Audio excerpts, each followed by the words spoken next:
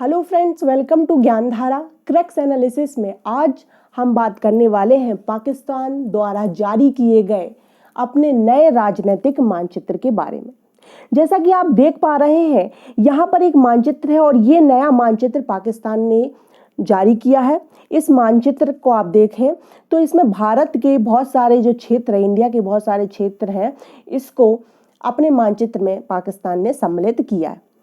यदि हम इशू की बात करें कि इशू क्या है बेसिकली, तो पाकिस्तान ने जो अपना नया राजनीतिक मानचित्र यहाँ पर जारी किया है, इसमें इसने भारत के संपूर्ण जम्मू कश्मीर का क्षेत्र और लद्दाख का क्षेत्र, लद्दाख का जो है अक्साई चीन वाला जो क्षेत्र है उसे छोड़कर बाकी पूरा एरिया अपने मानचित्र में से लिया है, अपनी टेरिटरी के रूप में से माना है। साथ ही सरक्रीक और गुजरात का जूनागढ़ का क्षेत्र भी, कुछ क्षेत्र भी यहाँ पर पाकिस्तान ने अपने मानचित्र में लिया।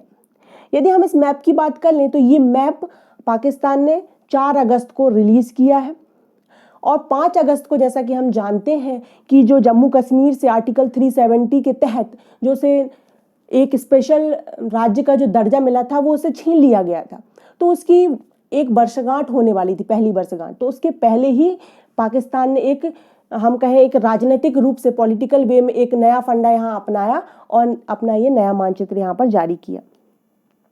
यदि हम इस मानचित्र की बात करें कि इसमें कौन कौन सा क्षेत्र किस तरीके से इन्होंने डिपिक्ट किया है, तो जम्मू कश्मीर का पूरा क्षेत्र आप देख पा रहे हैं। अभी तक जो क्षेत्र था जम्मू कश्मीर का, जो कि पाक ऑक्यूपाइड कश्मीर जिसे हम कहते हैं भारत की टर्मोलॉजी में, और यदि हम पाकिस्तान की टर्मोलॉजी में देखें तो वो उसे आज़ाद कश्मीर के नाम से पुकारते हैं या कहते हैं।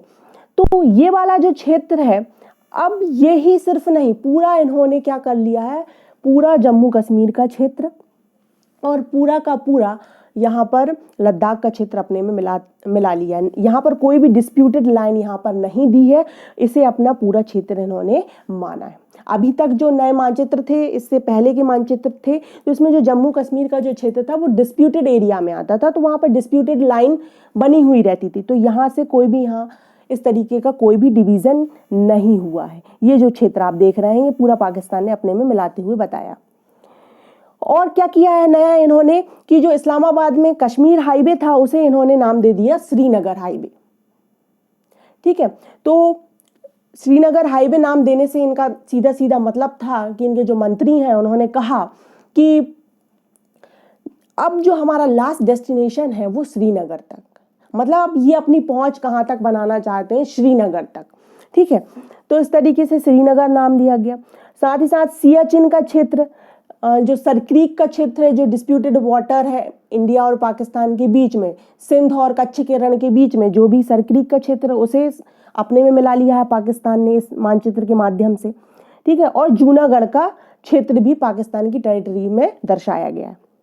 और इसके साथ साथ ही जो फेडरली एडमिनिस्ट्रेटिव ट्राइबल एरियाज था, स्वायत्त जो इनकी जनजातीय क्षेत्र था, उसे भी इन्होंने अपने खैबर पख्तूनख्वा प्रोविंस में मिलाते हुए इस मानचित्र में बताया। तो इतने सारे यहाँ पर इन्होंने क्या किए गए हैं, नए चेंज किए गए। और इनके मंत्रियों का कहना है, या हम बोलें कि इनके जो इमरान खान साहब है उनका कहना है कि ये एक हमारा नया स्टेप है, एक पहला स्टेप है बतलाने के लिए कि हम कुछ आगे कर रहे हैं। यदि हम इन सब में देखें तो जम्मू कश्मीर का तो वेल नोन है कि भारत और पाकिस्तान के बीच डिस्प्यूट चलता आ रहा है। इसमें एक नया वर्ड आता है कि गुजरात का जूनागढ़ का क्षेत्र, जबकि वहाँ पाकिस्तान और गुजरात की, जिस जूनागढ़ क्षेत्र की ये बात कर रहे हैं, वहाँ पाकिस्तान और भारत की कोई भी यहाँ पर कॉमन लाइन नहीं, कॉमन यहाँ पर कोई भी सीमाएं नहीं, फिर भी ये जूनागढ़ का क्षेत्र क्यों रहे हैं, तो इसके पीछे एक लंबी हिस्ट्री है। इस हिस्ट्री के तहत यदि हम बात करें तो 1947 जब भारत आज़ाद हो रहा था उस समय इस जूनागढ़ रियासत, जूनागढ़ क्या थी, एक प्रिंसली स्टेट था। यहाँ पर ये जो था ब्रिटिश सरकार के अधीन नहीं था, प्रिंसली स्टेट था। तो इसके जो रूलर थे वो एक मुस्लिम रूलर थे, और हालांकि ये जो स्टेट था वो हिंदू मेजोरिटी में था। इसके रूलर थे सर मोहम्मद महाबत खान थर्ड। ठीक है, तो ये चाहते थे कि इनका जो जूनागढ़ रियासत है वो कहाँ पर जाकर पहुंच जाए, किसके साथ मिल जाए, पाकिस्तान के साथ मिल जाए। ठीक है, तो उस समय जब 1947 की बात करें, भारत आज़ाद हुआ, तो जो प्रिंसली स्टेट थे उस समय जितने भी, तो उनका काम किसको सौंपा गया था इन्हें मिलाने का, भारत सरकार में या भारत स्टेट में, भारत संघ में सरदार वल्लभ भाई पटेल को। ठीक है, तो उन्होंने, माउंटबेटन ने भी जब ये योजना बनाई थी तो उन्होंने कहा था कि जो प्रिंसली स्टेट है उनके पास 3 ऑप्शन रहेंगे, या तो वो पाकिस्तान में जाकर मिल जाए, या फिर भारतीय संघ में मिल जाए, या फिर अपना अलग से एक नया राज्य बना ले। तो अपना अलग से एक नया राज्य बनाना किसी भी उस समय की प्रिंसली स्टेट के लिए नामुमकिन था, क्योंकि ये छोटा सा भाग होता और बाकी 2 बड़े बड़े सूबे थे। तो ये जो साहब है वो कहाँ पर, पाकिस्तान में मिलना चाहते थे, लेकिन जो वहाँ की जनसंख्या थी या वहाँ के जो लोग थे वो मोस्टली जो थे वो भारत संघ के साथ मिलना चाहते थे। उसी समय जूनागढ़ के जो दीवान थे वो थे शाह नवाज भुट्टो, जो कि पाकिस्तान की भुट्टो फैमिली को बिलोंग करते हैं। हालांकि पहले वो मर्जर चाहते थे पाकिस्तान के साथ, लेकिन फिर बाद में कुछ ऐसा वहाँ का माहौल बना जूनागढ़ क्षेत्र का कि जो इनके मोहम्मद महाबत खान साहब थे वो तो भाग गए, सिंध प्रदेश चले गए, क्योंकि इन्होंने क्या किया था कि 2 वहाँ के आसपास के जो 2 प्रिंसली स्टेट थे उन पर कब्जा कर लिया था। तो बाकी जो स्टेट थे उन्होंने इनके खिलाफ मोर्चा खोल दिया और भारत संघ से कहने लगे कि भाई ये दिक्कत कर रहे हैं, आप कुछ कीजिए। तो भारत सरकार ने क्या किया उस समय, भारत संघ ने, कि सरदार वल्लभ भाई पटेल, हम यदि डायरेक्टली बोलें तो इन्होंने जूनागढ़ को अलग थलग कर दी, यहाँ की सारी सप्लाईज काट दी गई, जिससे क्या हुआ कि जो कोर्ट था इनका कोलैप्स हो गया। कोर्ट कोलैप्स हो गया तो इनके जो राजा थे वो भाग गए सिंध प्रदेश। अब बचे यहाँ पर दीवान साहब, भुट्टो साहब। तो इन्होंने क्या किया, फिर जब वहाँ के जो मामले संभल नहीं पा रहे थे तो इन्होंने फिर इनवाइट किया भारत संघ को, भारत सरकार को, कि भाई आप यहाँ पर अपना रूल कीजिए। तो उस समय फिर 1948 में यहाँ पर एक कॉमन वोटिंग हुई। उस वोटिंग के माध्यम से ये पता चला कि वहाँ की जो जनसंख्या है वो किसके साथ मिलना चाहती है, भारत संघ के साथ, अधिकांश जनसंख्या। तो 1948 में फिर जूनागढ़ को इंडियन स्टेट में मिला लिया गया। तो ये जब पेल्विसाइड्स यहाँ का हुआ था तो उस समय पाकिस्तान यहाँ पर विशेष ध्यान नहीं दे रहा था, वो जम्मू कश्मीर में फंसा हुआ था। ठीक है, तो इस तरीके से क्या हुआ कि जो इंडियन स्टेट में जूनागढ़ स्टेट मिल गया। लेकिन पाकिस्तान अभी भी कहता है कि नहीं, जूनागढ़ स्टेट हमारा है, क्योंकि वहाँ के राजा मिलना चाहते थे, भारत सरकार ने यहाँ पर जबरदस्ती की लोगों के साथ। ठीक है, हालांकि ऐसा नहीं था और ये पहला टाइम भी नहीं है जब जूनागढ़ क्षेत्र को पाकिस्तान ने अपने मानचित्र में जगह दी है। इससे पहले 2012 में भी जूनागढ़ को अपने में मिलाते हुए इन्होंने बतलाया था मानचित्र में। तो ये थी को जूनागढ़ की स्टोरी की कैसे ये यहाँ पर इनके बीच में डिस्प्यूट बना जूनागढ़ को लेकर। यदि हम इंडियन रिएक्शन की बात करें तो भारत ने ये रिएक्शन दिया है कि ये पाकिस्तान का कुछ नहीं, एक तरीके का एक मूव है, ये राजनीतिक रूप से एक हम बोले मूर्खतापूर्ण इन्होंने काम किया है, जिसका ना ही इसका कोई जो क्लेम रहेगा, ना ही ये कानूनी रूप से वैध है, ना ही ये क्या है इंटरनेशनली इसकी कोई भी क्रेडिबिलिटी है, संवैधानिकता नहीं है अंतर्राष्ट्रीय स्तर पर भी। पाकिस्तान बस कुछ नहीं चाहता, इंडियन टेरिटरीज में घुसकर टेररिज्म को बढ़ावा देना चाहता है। ये इंडियन रिएक्शन यहाँ से मिला। यदि हम इंडिया के कंसर्न की बात करें कि इतना जो सारा तामझाम पाकिस्तान कर रहा है तो इंडिया को क्या समझना चाहिए यहाँ पर, तो कंसर्न ये है इंडिया का कि पास्ट में ही जो इंडिया के नेबर्स और जो भी पड़ोसी देश है जैसे कि नेपाल का इशू हमने देखा, उसने अपना काला पानी का क्षेत्र अपने में मिलाते हुए उसने भी अपना एक नया मानचित्र यहाँ पर जारी किया और यूएन में वहाँ दिया। तो इस तरीके से नेपाल हो गया। और यदि हम चाइना के साथ भी यहाँ पर कुछ एलएसी को लेकर विवाद चल रहे हैं, तो इस तरीके से भारत को ये जो पड़ोसी देश हैं चारों तरफ से यहाँ पर घेरने की कोशिश कर रहे हैं और अभी पड़ोसी संबंध जो हैं भारत के वो अभी कुछ इतने खास चल नहीं रहे। यदि हम यहाँ पर देखें कि सियाचिन ग्लेशियर जो कह रहा है पाकिस्तान की हमारा है, वो क्या है, तो सियाचिन जो ग्लेशियर है वो लद्दाख में स्थित है, जिसे अभी एक यूनियन टेरिटरी घोषित कर दिया गया और ये वर्ल्ड का second largest non polar areas का जो ग्लेशियर है। ये कहाँ पर लोकेटेड है, यहाँ पर ध्यान दीजिएगा, ये काराकोरम, ईस्टर्न काराकोरम रेंज में सिचुएटेड है हिमालय की। ठीक है ना, ये इंडिया और पाकिस्तान के बीच में यहाँ पर लाइन ऑफ कंट्रोल को बनाता है। ठीक है, तो इस तरीके से ये जो है, और सबसे बड़ी बात यहाँ पर हमें ध्यान रखना है कि it is the world's highest battlefield.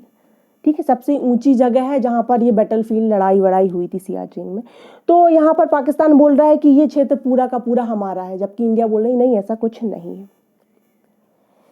वहीं सरक्रीक की यदि हम बात कर लें तो ये भी बड़ा इशू यहाँ पर बना हुआ है। सरक्रीक जो है, तो जो रन ऑफ कच्छ है, कच्छ का जो रण है, और पाकिस्तान के सिंध प्रदेश की बात कर लें तो लगभग 96 किलोमीटर की जो वाटर स्ट्रिप्स है उसमें विवाद बना हुआ है, डिस्प्यूट बना हुआ है, ठीक है ना, इस बाउंड्री को लेकर। यहाँ पर आप बाउंड्री देख रहे हैं, तो ये सिंध प्रदेश और ये इंडिया।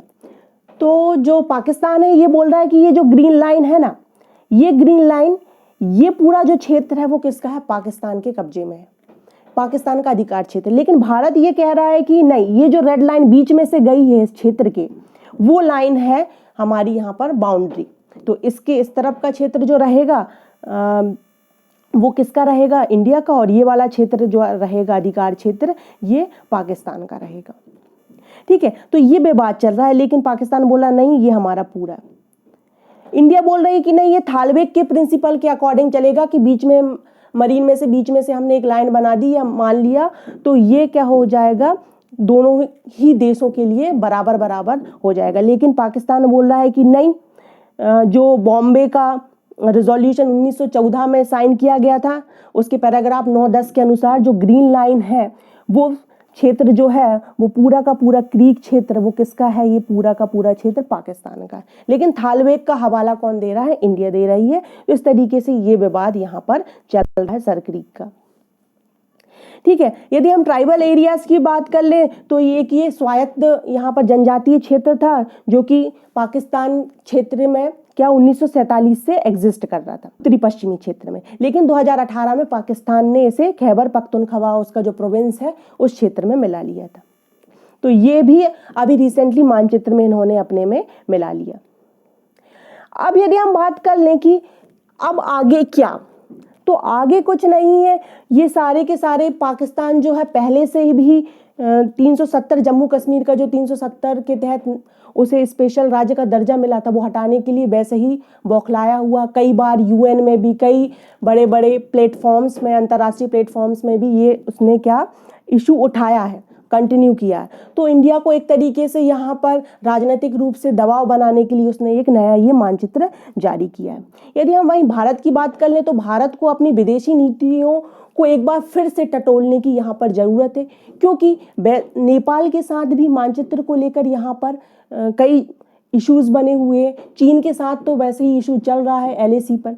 पाकिस्तान का इशू कभी ख़त्म ही नहीं हुआ था। ठीक है, श्रीलंका के साथ भी कई इशू यहाँ पर चल रहे हैं। और रही बात बांग्लादेश की, तो बांग्लादेश को भी लेकर यहाँ पर जो सिटीजनशिप अमेंडमेंट एक्ट 2019 आया है, तो उस पर भी बांग्लादेश कुछ ज़्यादा खुश नहीं। तो भारत को यहाँ पर चाहिए कि अपनी जो पड़ोसी नीति है, विदेश नीति है, उस पर थोड़ी यहाँ पर टटोलें, उस पर और ज़्यादा यहाँ पर काम करें। और वैसे भी जो ईरान इंडिया है, वो ईरान के चाबर जो रेलवे लिंक है उससे भी हट गया। तो इस तरीके से ये जो विदेश नीति में कहीं ना कहीं अभी नीचे गिरता हुआ भारत यहाँ पर प्रतीत हो रहा है। तो इसके लिए भारत को चाहिए कि अपनी इन सभी नीतियों को एक बार फिर से रिवाइंड करते हुए इन्हें रिवाइज करे, और इनमें क्या क्या नया कुछ ऐसा किया जा सके जिससे कि पड़ोसियों के साथ एक समन्वय बनाया जा सके और साथ मिलकर काम किया जा सके। आई होप आपको ये कंटेंट अच्छा लगा होगा। आप हमें फेसबुक और इंस्टाग्राम पर भी फॉलो कर सकते हैं। Thank you for watching. Please like the video and subscribe the channel and keep learning.